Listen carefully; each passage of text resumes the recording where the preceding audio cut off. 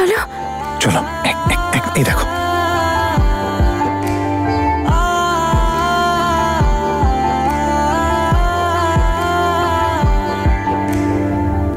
বিয়ের পর আজ ওদের প্রথম দিন। তুমি ওর মা, এমন না হয় যে এই শুভ দিনে অশুভ কিছু ঘটে যাক। আর তুমি ভেবে দেখো, যে সম্পর্ক ওপরওয়ালা ভাঙতে পারেননি, তা আমরা ভাঙবো কি করে? জীবন কত খেলা খেলেছে আমার মেয়েটার সঙ্গে, তাই হয়তো উপরওয়ালা বীরকে উপহার হিসেবে দিয়েছে। আমার মনে হয় আমার তনু খুব তাড়াতাড়ি ভালো হয়ে যাবে। লোকে ঠিকই বলে, নিজের স্বার্থের জন্য সবাই সবকিছু করতে পারে। কি বলছো তুমি দিদি? ওদের পরিবারটা নষ্ট হয়ে গেল, ছেলেটার জীবনটা নষ্ট হয়ে গেল, আর এসব তনু উপহার হিসেবে পেয়েছে বলে মনে হচ্ছে তোর? সেই মাকে গিয়ে জিজ্ঞেস কর, যার ছেলেকে তোর মানসিকভাবে অসুস্থ মেয়েকে আঁচলে বেঁধে নিয়ে ঘুরতে হবে। ব্যাস চুপ করুন বৌদি, বারবার আমার মেয়ের অসুস্থতার কথা বলার কোনো প্রয়োজন নেই। আমি স্বীকার করছি যা কিছু হয়েছে সেটা তনুর পক্ষে ভালো হয়েছে, কিন্তু এ ঘটনা না ঘটলেই ভালো হতো। কিন্তু আমরা তো বীরকে বলিও নি, আর বীরও আমাদের জিজ্ঞাসা করেনি। কিন্তু যখন ওকে বিয়ে করে বাড়িতে নিয়েই চলে এসেছে, তখন রাজি হওয়া ছাড়া আমাদের কাছে রাস্তা কি ছিল? বাহ রূপঙ্কর বাহ, বড় বড় কথা তো এখন বলবেই তুমি। কিছু করতেই হলো না, আর মেয়েরও বিয়ে হয়ে গেল। অন্য কার কি হলো তাতে বইই গেল। তুমি ভুলে গেলে রূপঙ্কর, বীরের জেসমিনকে বিয়ে করার কথা ছিল। ওর বাচ্চার বাবা হয়ে সুখে সংসার করার কথা ছিল। তবে তোদের দুজনের আর কি, তনুর জীবন তো সেট হয়ে গেল, আর জেসমিনের তার যা খুশি হোক। না দিদি, বীর স্বামীর কর্তব্য পালন করবে, কিন্তু তনু স্ত্রীর কর্তব্য পালন করতে পারবে কি? এক তনুর জন্য বীর দুটো পরিবারকে শেষ করে দিল।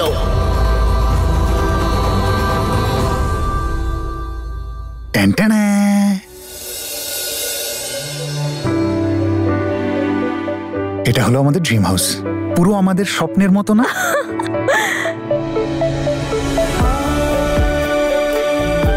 এটা তো খুব সুন্দর, একদম সেরকম যেখানে পরীরা থাকে। তুমিও তো আমার পরী। এখন থেকে এখানেই থাকবো। যাওয়া যাক। এটা কোনো বিয়ে নয়, ছেলে খেলা, ছেলে খেলা। বিয়ে তো আগুনকে সাক্ষী মেনে করা হয় না? তনু তো আগুনে ভয় পায়, তাহলে কি করে বিয়েটা করলো দুজনে? তোরা জিজ্ঞেস করেছিলি? এখন আমি এটাকে সাক্ষী রেখে তোমাকে কিছু প্রমিস করতে চাই, আর কিছু প্রমিসেস নেব। তাহলে আমি তোমাকে প্রমিস করছি যে কখনো আমরা হাসবো, কখনো আমরা রাগ করব, কখনো আমরা লড়বো, আর কখনো আমরা কাঁদবো, কখনো ভালোবাসা। কিন্তু আর যাই হয়ে যাক না কেন, আমরা একে অপরের হাত কখনো ছাড়বো না। কিন্তু তুমি তো আমাকে মায়ের কাছে রেখে চলে গিয়েছিলে। তনু কিছু মুহূর্তের জন্য আমার বুদ্ধি আর চিন্তাধারা লোপ পেয়েছিল, সেটাকেই খুঁজতে গিয়েছিলাম। আর যখনই ফিরে পেলাম, আমি চলে এলাম তোমার কাছে। আমি কথা দিচ্ছি তোমায়, এমনটা আর কোনোদিনও হবে না। আমি তোমার হাত কখনো ছাড়বো না।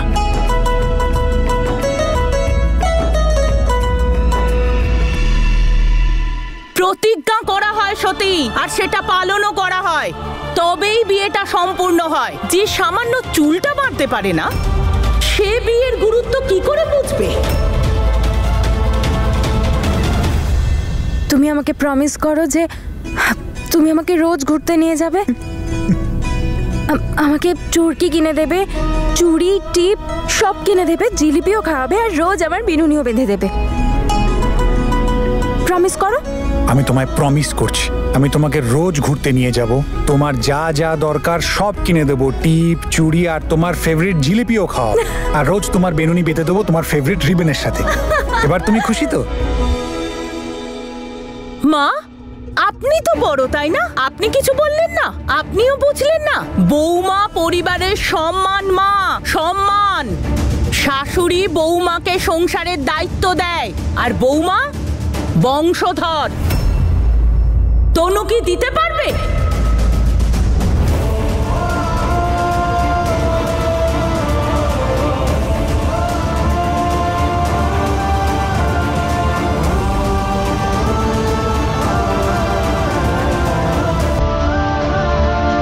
চলো এবার দ্বিতীয় প্রমিস। আবার প্রমিস? আর থাক না, এখন খুব ঘুম পাচ্ছে। আচ্ছা ঠিক আছে, চলো তুমি শুয়ে পড়ো। এগুলো খুলে দাও।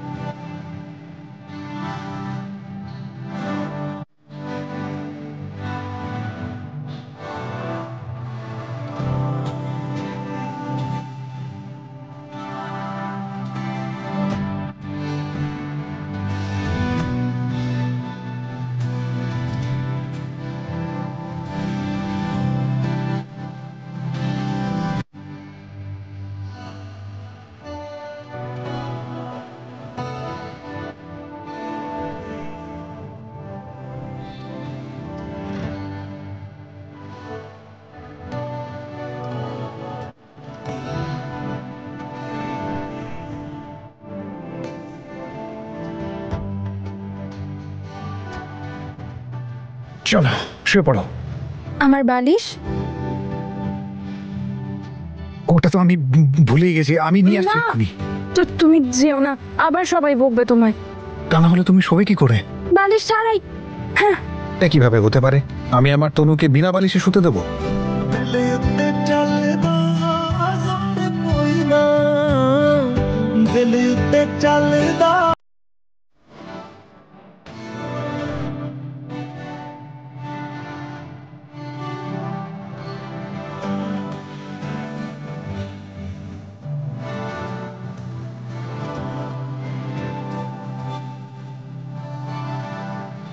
কথা ছিল জ্যাসমিনের বাচ্চার দায়িত্ব নেবে ও, আর এখন তনুকে বাবা মায়ের মতো ঘুম পাড়ানি গান শোনাবে। এটাকে তোমরা বিয়ে বলছো? আরে এই বিয়েটা তো আইনত সিদ্ধ নয়।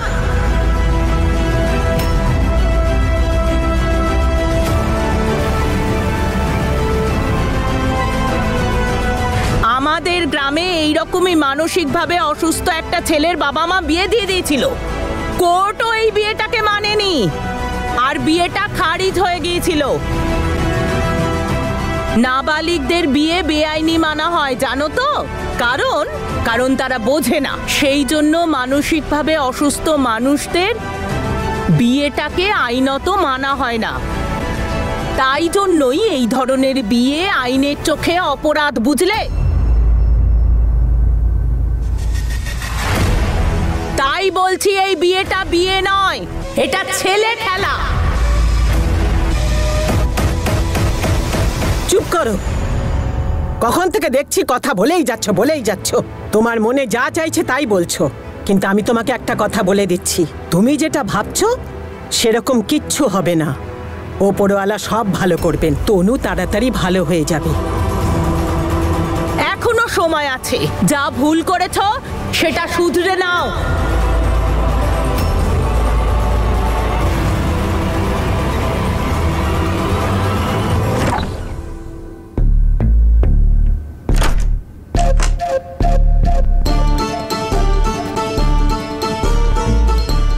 থ্যাংক ইউ উপরওয়ালা। আরে সোনা, ওই উঠে পড়। এখনো বিষয়টা হাত থেকে বেরোয়নি। তুই শুনতে পেলি তো জেঠিমা কি বললো? এখনো ব্যাপারটা সামলানো যায়, এখনো আমাদের কাছে চান্স আছে। উফ বাবা, জেঠিমা কি আইডিয়া দিয়েছো তুমি। এটাকে তোমরা বিয়ে বলছো? আরে এই বিয়েটা তো আইনত সিদ্ধ নয়।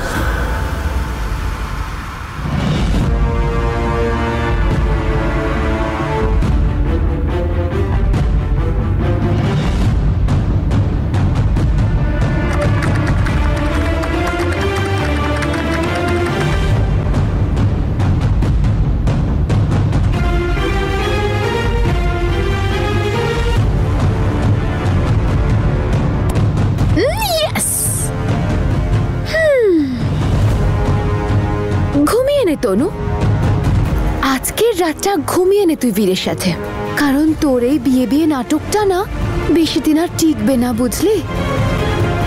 ব্যাস আর কয়েকটা দিন তনু, তারপর তোর এই বিয়ে বিয়ে খেলার নাটকটা আমি খুব ভালো করে গুছিয়ে দেব।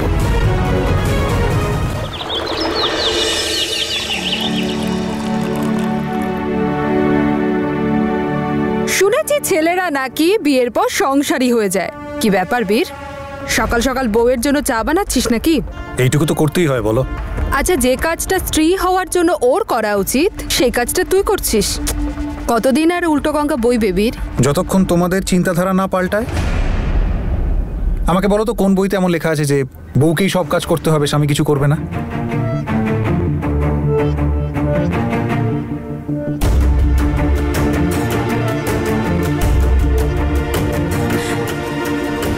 শুধু এটাই দেখার বাকি ছিল দিদি, আর সবকিছু তো দেখিয়েই দিয়েছে তোমার ছেলে। লোকে বউকে বাড়িতে আনে বাড়ি সামলানোর জন্য, আমার ছেলে বউকে নিয়ে এসেছে ওকে সামলাবার জন্যে।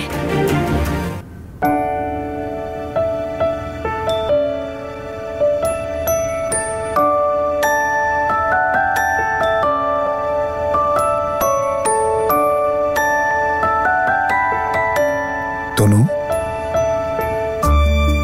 তনু, তনু,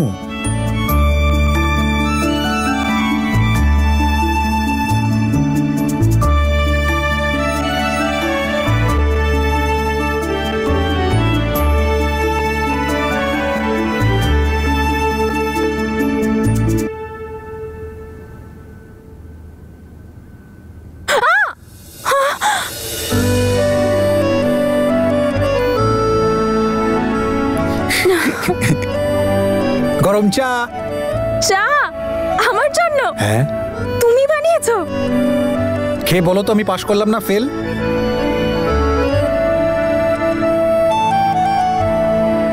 পাস।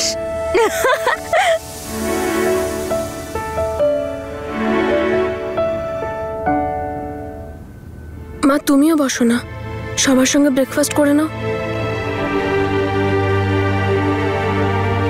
যার বাড়িতে ছেলে মেয়েদের সর্বনাশ হয়ে চলেছে সেই মায়ের গলা দিয়ে খাবার নামে না। ওখানে আমার ছেলেটা ওই রোগীটার জন্য সবকিছু ভুলে বসে আছে, আর আমি এখানে বসে খাবার খাবো? হ্যাঁ, এই নাও তনু, যাও গিয়ে স্নানটা করে নাও তাড়াতাড়ি, যাও।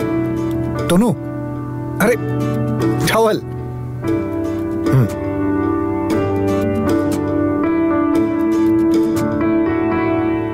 কি জানি কেন তোমার তো কিছুতেই কিছু আসে যায় না। তাহলে কি করব?